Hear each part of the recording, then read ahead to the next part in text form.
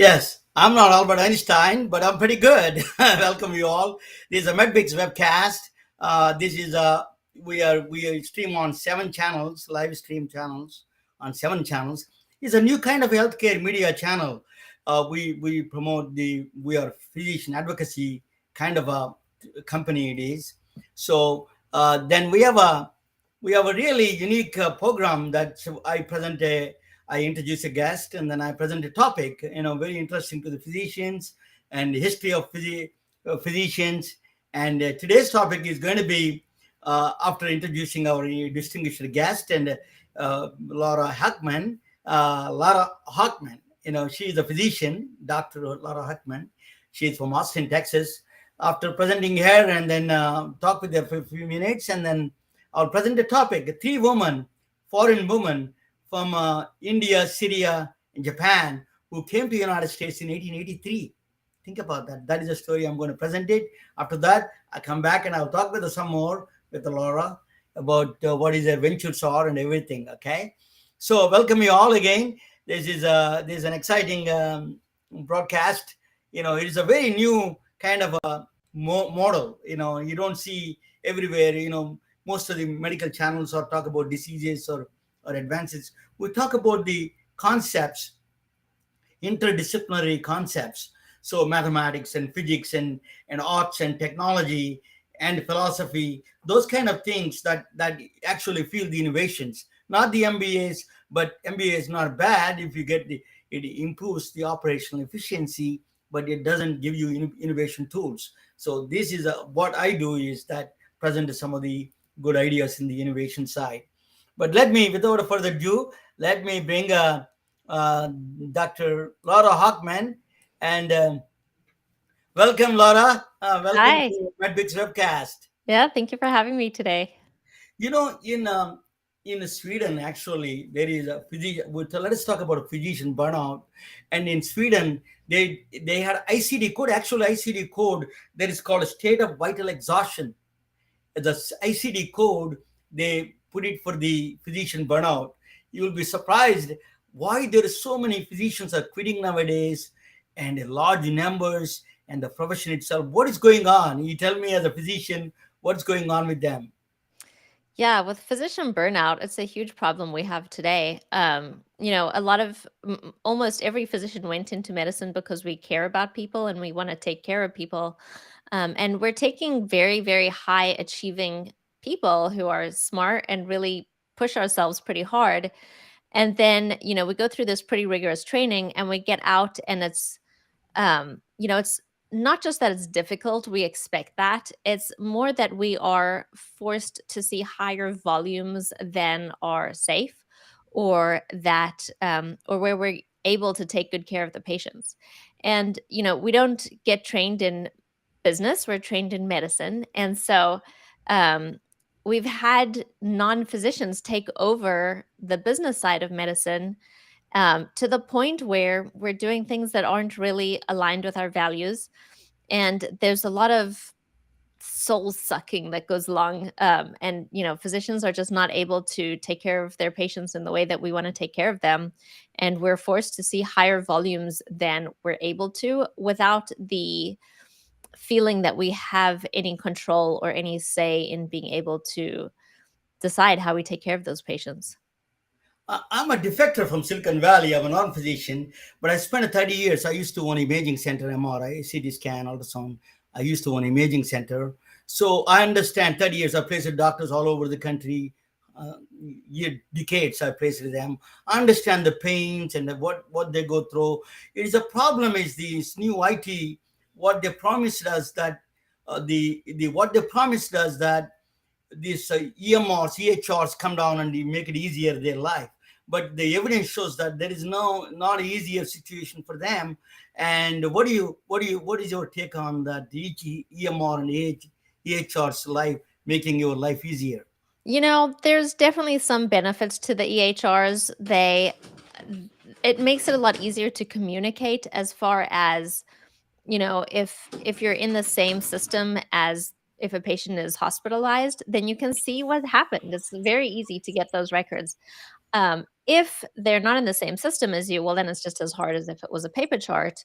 But, I would agree that EHRs have absolutely decreased quality of life for physicians. I remember back when we used paper charts, I would leave on a late day at 5:30 after having taken a full hour for lunch. And I was like, "Gosh, it's 5:30, it's so late. I've just finished my charting, but now I get to go home." And then as soon as we implemented the EHR in the same system, then I was leaving around 6:30, 7, my charts completed, having not lunch break.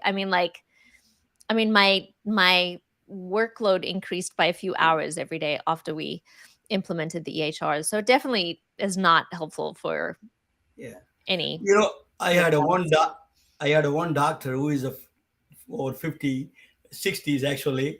He used to tell me when they started implementing EMRs, he used to do all the curse words you can imagine. God damn, this is I'm looking at the buttons rather than a patient. He used to get cursing me all the time, cursing me the computer all the times, all expletive words. I can see the frustration. They have to demonstrate somehow the EMRs are useful in certain extent, as you say, that what is going on with the patient you can follow up easily. But now there is a new thing is coming up, AI. What do you think of the role of AI in helping the physicians and their burnout?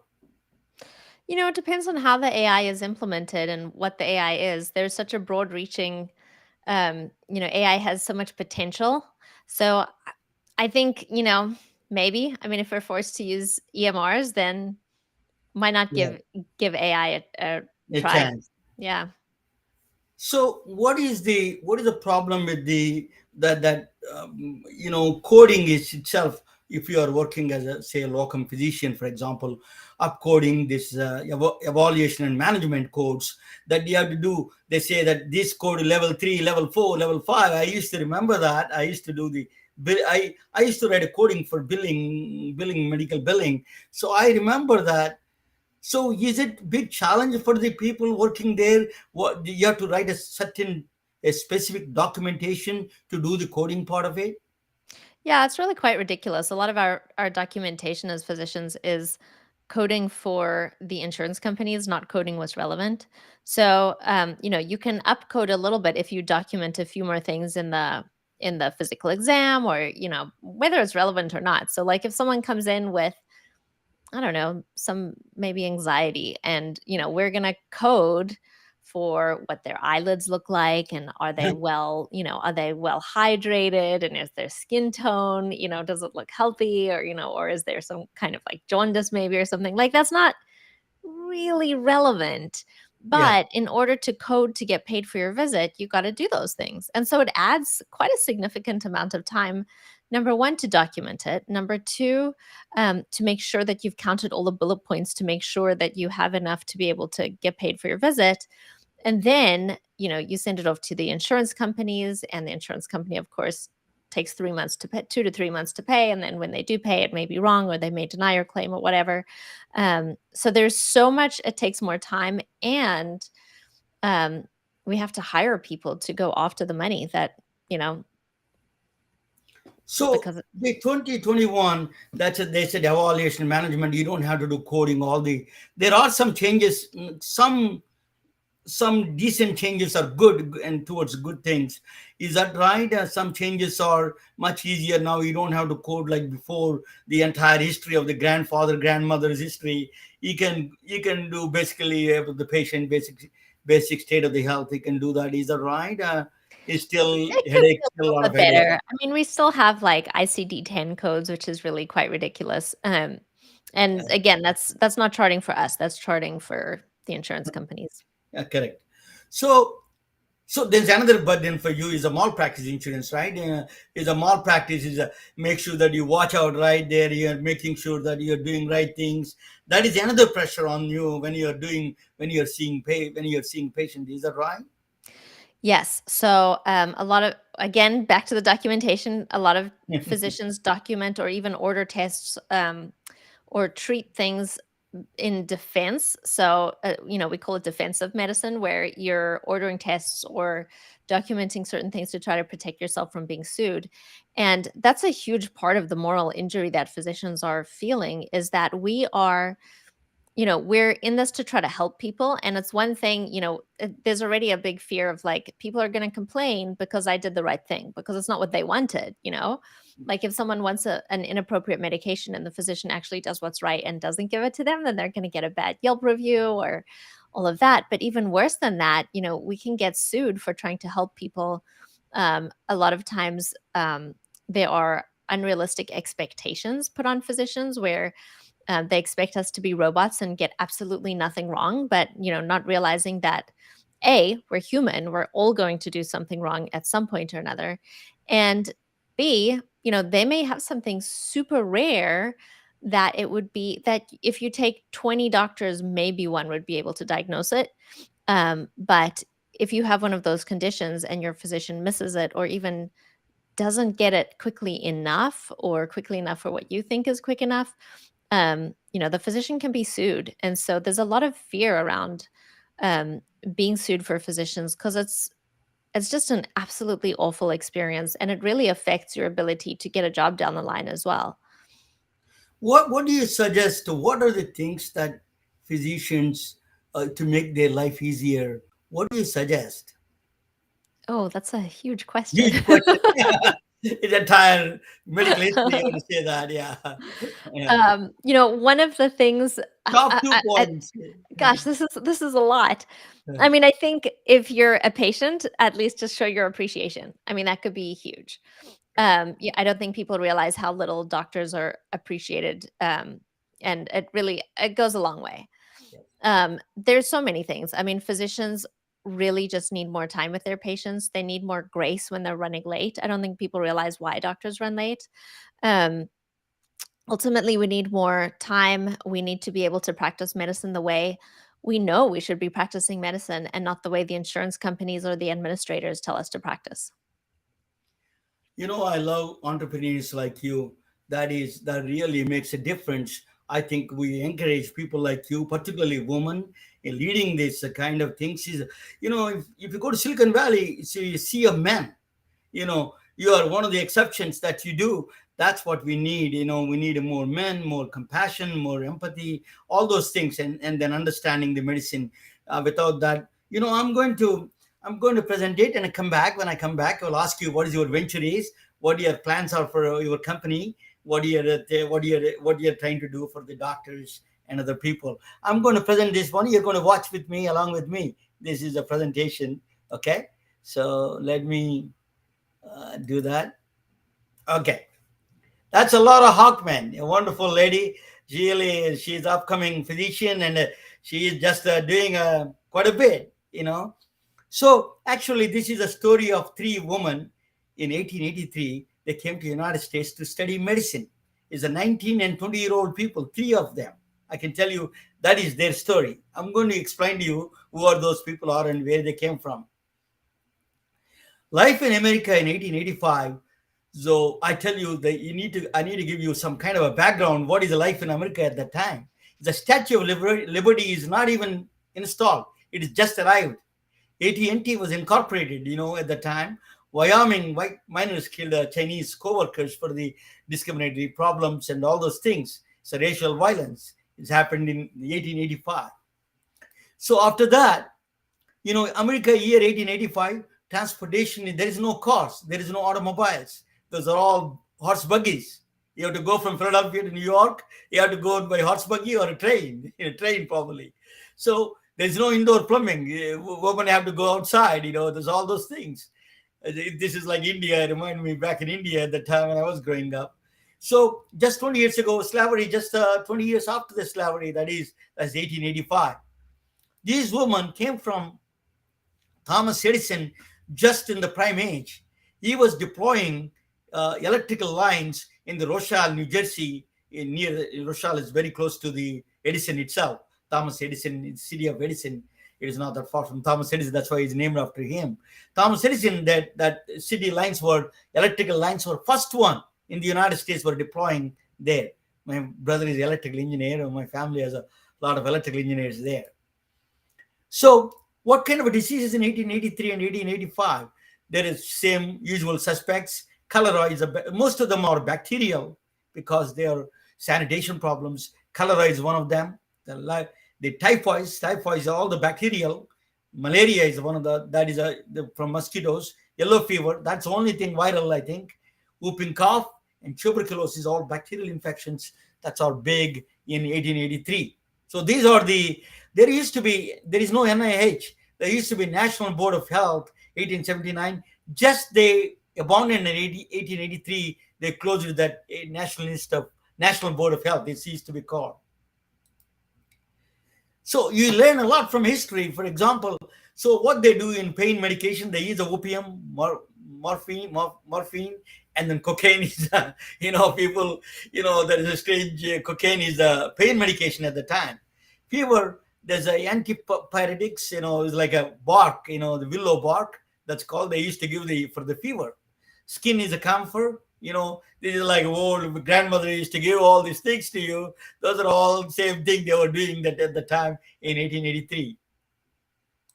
So, what is the medications available at the time? There is only Johnson and Johnson came out in Band-Aid at the time. That's a Band-Aid that came out. That's not the right one. On the left side one is the one very Band-Aid just came out. That's the only thing is, that is anti-infection. That's okay. Then can reduce the infection, stop the. So there is a first women's college of Pennsylvania started in Philadelphia downtown. That is now Dexter University campus. That is right now Drexel University campus. That is a building, 3-story big house. It looks like a big house, but 3-story. The biggest, tallest building at the time is 10-story building in Chicago, near CS Tower. 10 stories is the tallest building.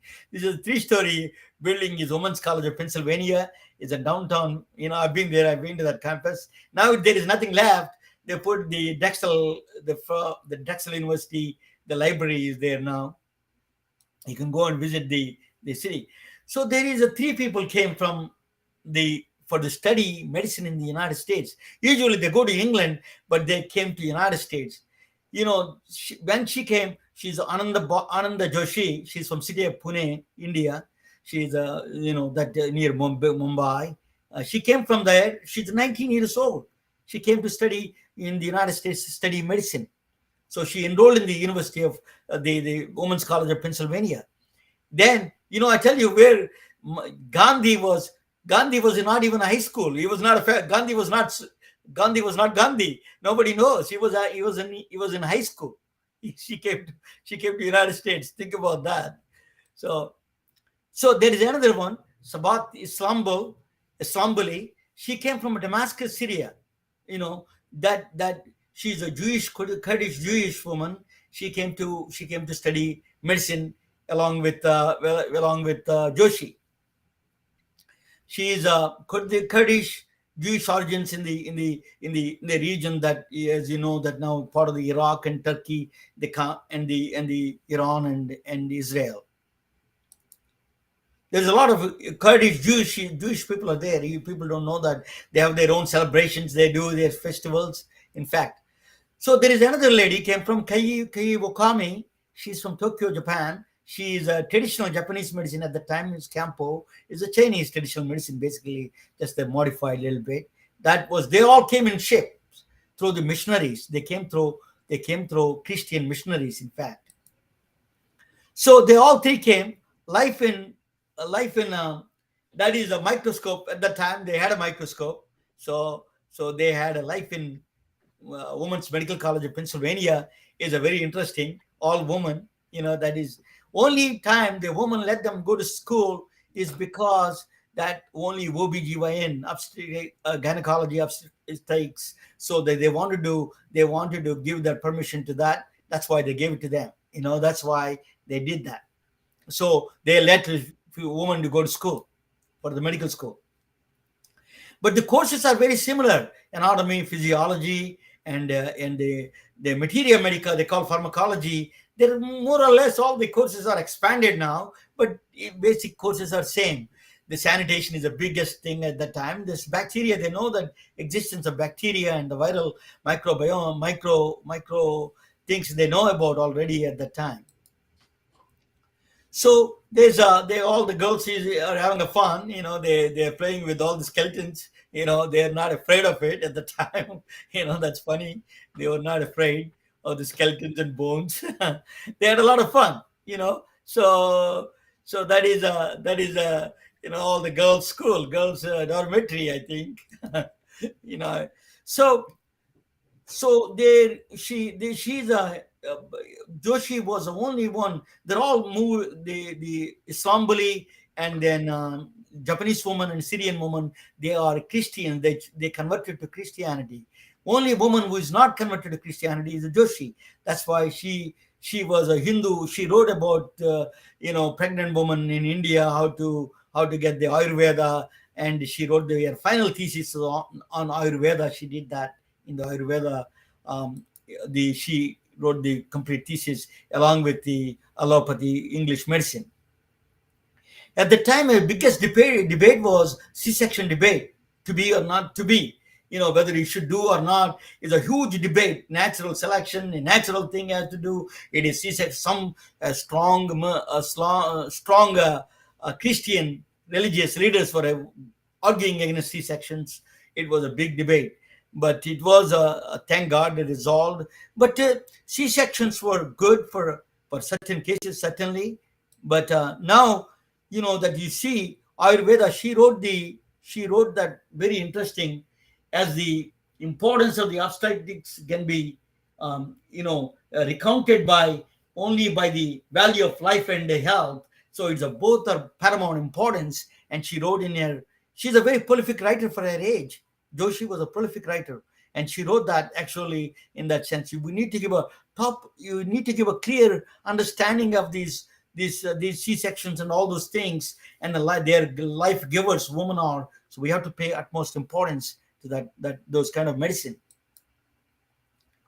Ayurveda is a basically herbal medicine and also different kind of plants and everything. So actually, we know now the pregnancy is a very, very heart and lungs. They do 30 to 50% work harder. There's almost the endurance test for a woman, during the pregnancy. That's I didn't know that as a man who don't pay attention to it. 30 to 50% heart and lungs work harder than before. Can you believe that, guys? Think about that, guys. We think we don't know that all those things. Now we're realizing. I have two kids. I didn't realize it. Now I'm realizing now after studying these things. So live births are 30% now. That is, I think C-sections are kind of overdone nowadays. But there's a disadvantage of the C-sections. Is the microbiome research is showing that when you do birth canal, the babies cannot break down the sugars. So let me go back 1 second. Babies cannot break down the sugars, so they need the microbiomes, that's which is stay in the gut and the birth canal. So the woman, when she's giving a birth, she gives these microbiomes to the baby. So, in one of the problem is the microbiomes can be wiped out from that process. That's why we see a lot of allergies. One of the complaints is that because of the C-sections, there may be possibility, there may be a lot of these allergies and all those asthma and other things. They're saying diseases are more prone now. The babies are. So microbiome plays an important role. These are the bacteria, fungi, and viruses. They give woman, mother gives the baby when they through the birth canal. Actually, sterile in the placenta. Inside the placenta is sterile, completely sterile. Once she comes out, she has to give those microbiomes to the baby so she can break the sugars out. That's what my understanding was. So Ananda Joshi wrote a very powerful thing. She was kind of famous. The reason was she did not convert into Christianity. So the whole America paid a lot of attention in 1885. All the American press were paying attention. They wrote books on her. They wrote articles on Philadelphia Inquirer. There is a lot of things came out in the about her because she was wearing sari and bindi and all those Indian traditional clothes. So they're all Ananda Joshi, she was a very short-lived. She was sick by the time she came down here. She stuck with the most likely tuberculosis, and she died at the age of 25. She went back to India, the Pune city of Pune, and she died immediately. In fact, not too many months she lived. She said that all I could do, I did it. She said that actually Queen Victoria gave her from England, gave her, send her a telegram saying that congratulating her graduation. But all of them are got MDs. Sabat Islambuli, she went back to Damascus, Syria. Then we don't have much information about her in the history, doesn't have a lot of information. She moved to Cairo, got married and moved to Cairo. Then we don't know anything about her after that. This is unfortunate that we should know. And uh, and Kai Wakami, she stayed for a while in the United States. She did some externships here in the United States in the some Chicago hospital. And then after that, she moved back to Japan in Tokyo. She started a clinic, her own clinic and hospital. She is the only one who lived long enough. So she lived until the age of 90. She died in 1941, actually. Kei Wakami, that is her picture of that you see, that she was the only one lived long enough and had pictures from that time. We don't have any other history from there. These are the women they went so through so much to come down here and to become a doctors. That is a fascinating, right? So the reason was Ananda Joshi. We have a lot of extensive literature on this 25-year-old. She didn't even practice medicine. Immediately she died at the age of 25. So actually there is a lady, it's a Boston socialite. Her name is Caroline Dahl. She is a feminist and non-fiction writer. She wrote a biography on the Ananda Joshi. She wrote Ananda Bai Joshi. She wrote a biography. It's available actually free. You can read it in the online. So she wrote about this 25-year-old woman. What she says in that book is that she has a prolific writer. She spoke English very well. She met her actually a few times. Caroline Dahl. She met her actually, and then she said that she spoke English very well, and she's a very powerful in expressing and writing. She was writing a very communicating excellent. She was writing letters to her and her family back in, and she's a Marathi woman. She wrote a lot of Marathi language and Marathi in Indian language, Hindu dialect. She wrote the letters back there, and I hope somebody published it. Now I don't know much about it, but she wrote a lot of letters. She communicated very well about the allopathic, the American medicine, and then practices here in healthcare practices, and then Indian medicine. She communicated back to the Ayurveda, to the American medicine medical school. Then there's Dr. Professor Sarah Ross Kapik. She wrote a thesis, final year thesis on her PhD. She wrote Educating Women Physicians of the World in 1883 to 1911. A fascinating read. You must read it. I can send it. It is a free, available online. It is one of the, it's like a spy novel. You see that how that woman went through the things, that how they defied all the hardships, and completely, different things. At the time, Sarah's mom, she would not eat a pork, and the Hindu woman, she's a vegetarian. All these restrictions, it is a really tough. I know how they survived and became a doctors as a tribute. So, Dr. Joshi, I have a t-shirts and everything you can buy on online. That's why Ananda Joshi, that's only one I have. I don't have anything else on the other woman. I will do that for you. Actually, when I was talking with Laura is talking about physician burnout. They said that she said that very interesting thing. Laura said that it is that com- is a patient satisfaction is a powerful weapon for the physician burnout, to reduce the physician burnout. I'm going to bring her back. Yes, there is a Mother Teresa said that is a spirituality made her the serve the humanity. The Mother Teresa was a medical nurse. She was a nurse actually. She was trained nurse. She got trained in nursing. She said that, so they call it now. There is a name in the medical dictionary. It's called Mother Teresa effect. If you focus on spirituality. And then, as Laura saying that, that satisfaction towards the patients can make a difference. Let me bring Laura, and I will ask her what she thinks about it, and then let me bring her back. And 1 second,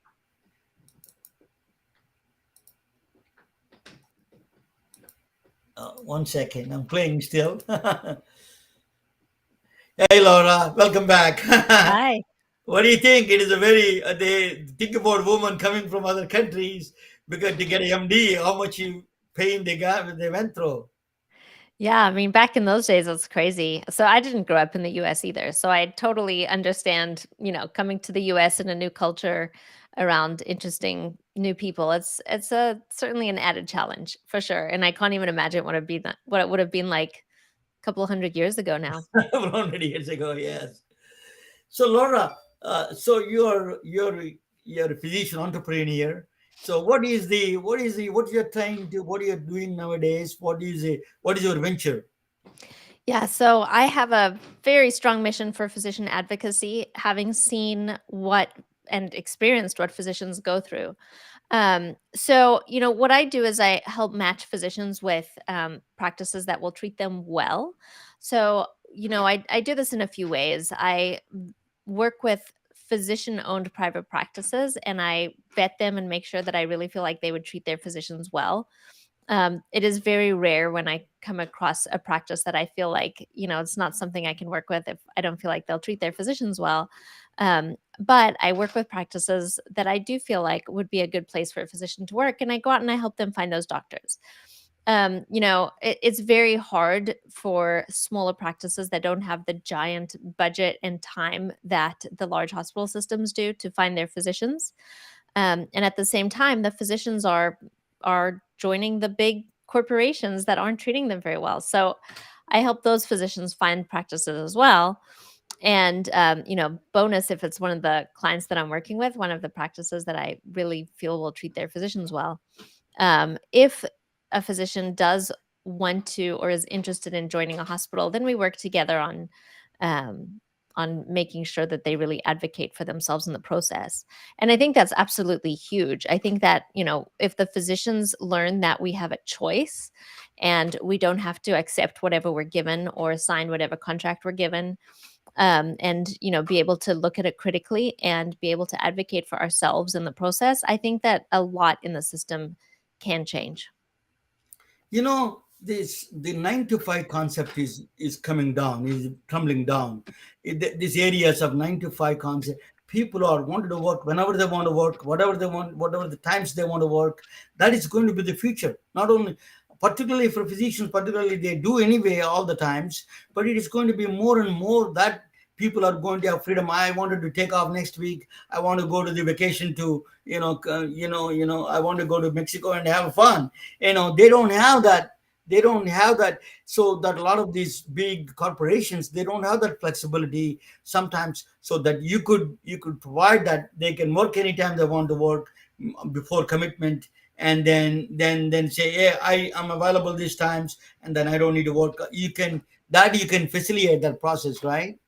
Potentially, what you're talking about is locum tenens. So, yeah, if there's a practice that's looking for locum tenens physicians, absolutely, I'd be able to facilitate that for sure. You're doing a permanent placement, that you're talking about permanent placement. I do permanence. Yeah. Yeah. Well, but let me ask you the follow-up question on that one, is a tough one. Is that a lot of private practitioners in Texas, you have lots of private practices. In one of the challenges is that they're getting older. All the patient, all the doctors, usually the younger physicians. Now I see most of the people who are coming out of the school, they're not starting their own practices. They all go straight to work for a big healthcare system. So, for example, in California, I used to live in California in the Silicon Valley. It is a Kaiser Permanente, Stanford, Palo Alto Foundation. They took over. Even in Texas is becoming that's bigger.